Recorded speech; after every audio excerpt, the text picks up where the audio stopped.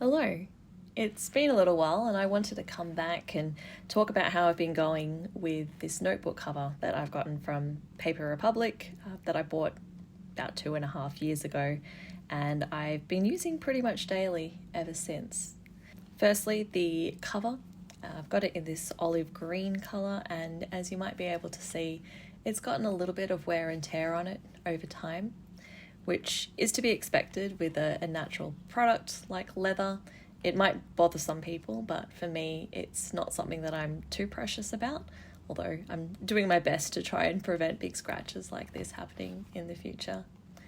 I use it with a Lamy Safari fountain pen, which has a permanent blue ink inside of it, and I just really like the way that it sits against the notebook in terms of its length. It's just exactly the right size to fit alongside it.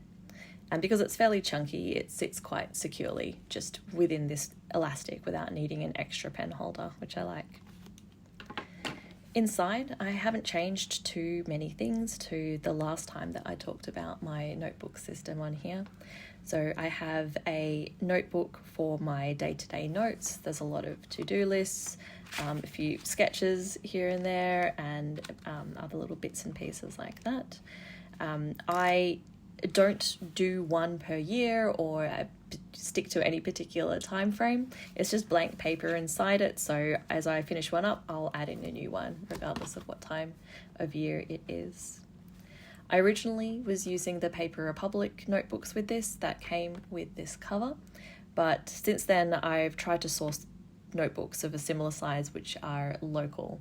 And one of the reasons that I wanted this notebook cover is that it fits a standard pocket-sized notebook, which is produced by quite a few stationery places, and it's just quite easy to find replacement inserts as they get used up. So this particular one is a Moleskine. This is kind of the brand that I've settled on. I'm happy with the size of them. This is like a Cahier, I think.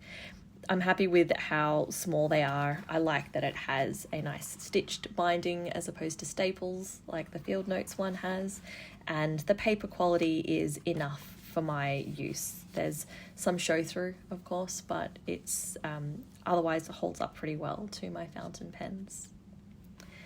One thing that has changed since the last time I made a video is that I am using these little index clips to indicate where I'm up to in the book. So I'm using that for all three of the notebooks that I have inside here, and this is just a flat brass clip which just neatly clips onto the page and is very easy to take off and move about as I need to.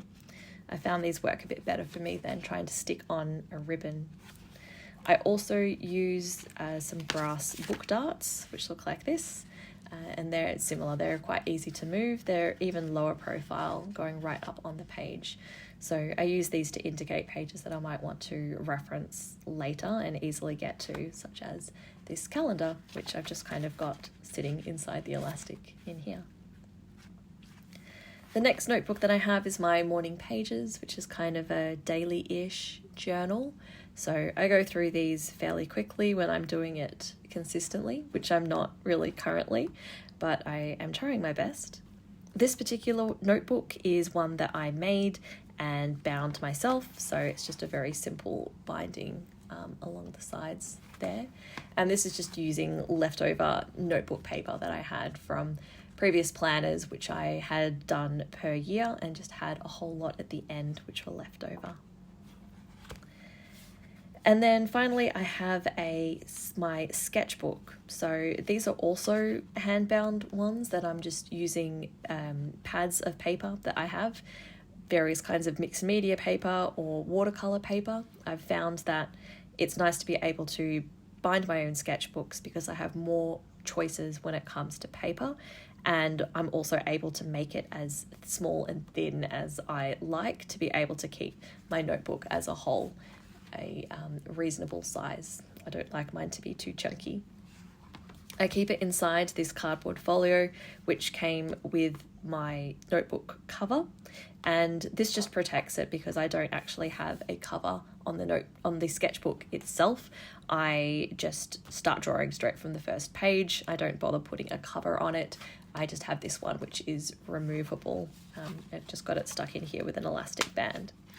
And then sometimes I prefer to do sketching with the notebook out. It will still be somewhat protected inside this cardboard. And if I don't have enough space for my entire notebook system, I can just carry the sketchbook with me, and it does an okay job of protecting it. The paper that I have used for this sketchbook this time is Arttech Como Sketchpad, and it's a mixed media paper. I've been using it for a few different things. Sometimes it's sketching out and about. Sometimes it is doing things at home. I've used watercolour and gouache, and it's being a mixed media paper, it's okay for each of them. It's not really designed for watercolour, but it's doing an okay job. And once again, I'm using these brass clips just so I can easily find the page that I'm up to and be able to go to the next one. So this is my box of previous notebooks. Between these I've got my morning pages, I've got previous notebooks that I've used, and then I've also got sketchbooks which are at this size. I also use some larger ones as well, but these are the ones which have been living inside this notebook cover and I've used over the past couple of years. So as you can see, I've tried a lot of different things. I've tried field notes. I've also tried Moleskine. I've got my original Paper Republic one here. These are all in like a fairly standard pocket size. They are ever so slightly smaller than the Paper Republic ones. You can see that the width of the book is just a little bit less, and I found that that hasn't really been a problem. And then for sketchbooks, I have not really repeated. I've gone through lots of different ones. So I started out with the Paper Republic drawing book, which is not meant for watercolour, but it actually is pretty nice. I was really happy with the way that it worked out. I would buy this again if it was a bit more accessible to me here. But that's the one time that I've used that.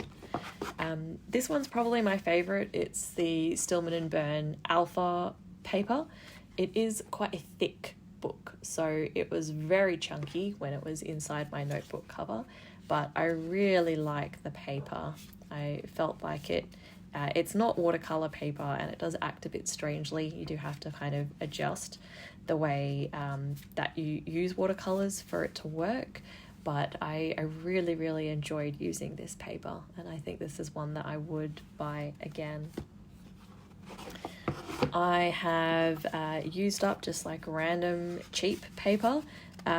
This is watercolor paper, but an inexpensive one, and bound that myself, and that does a pretty good job as well. And because it lives inside my cover, I don't need to actually put a cover on this. I can start painting right from the first page, which is nice. It's a bit of saved time. Another one with a mixed media paper, so another hand-bound one. I really wanted to try out some of the Traveler's Notebook paper, so this one is the sketch paper, which is not too bad with watercolour. It's similar to the sort of mixed media paper, if I can just find a watercolour page. It does a similar job to the mixed media paper that I've been using. It's quite smooth, and it does, the paint does sort of sit on it, and the paper does pill, but it's not too bad at all. The size of this is a little bit smaller, you can see, compared to this sketchbook. So it doesn't sit super nicely if I have the 3 notebooks in, as I did with my regular notebook and my morning pages notebook.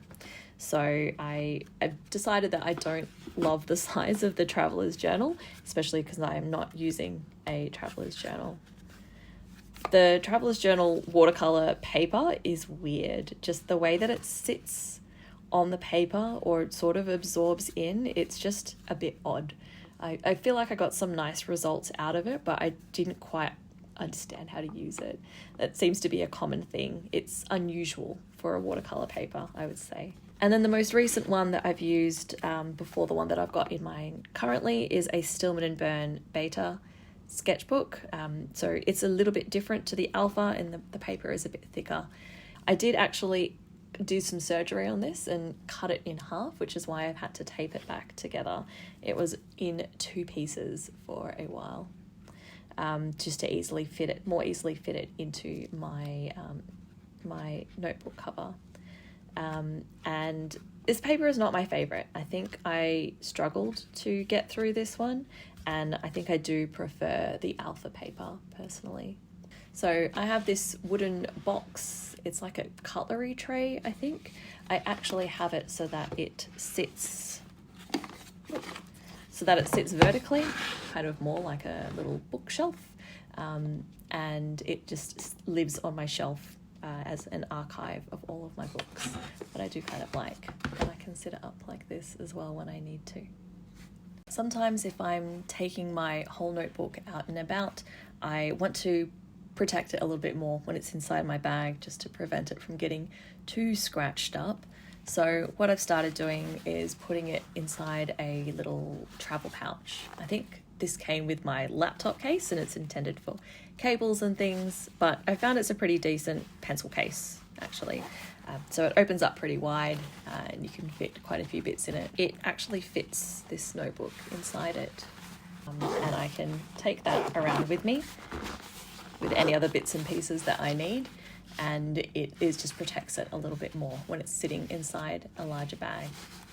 So if I am going out and I think I might do some sketching, which I'm usually a bit more optimistic about than actually happens, I'll have my notebook, or sometimes just the sketchbook inside that cardboard cover.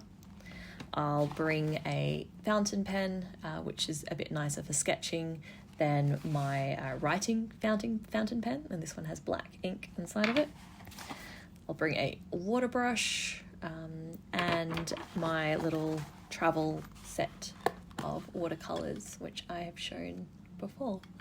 So I have a nice portable setup along with a little clip which has a magnet on it that I can easily put my paints on, and just a cloth for wiping excess paint onto.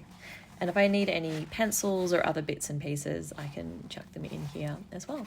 So it's nice for keeping everything together when I have quite a few things, as well as protecting that notebook case when it's inside a bag.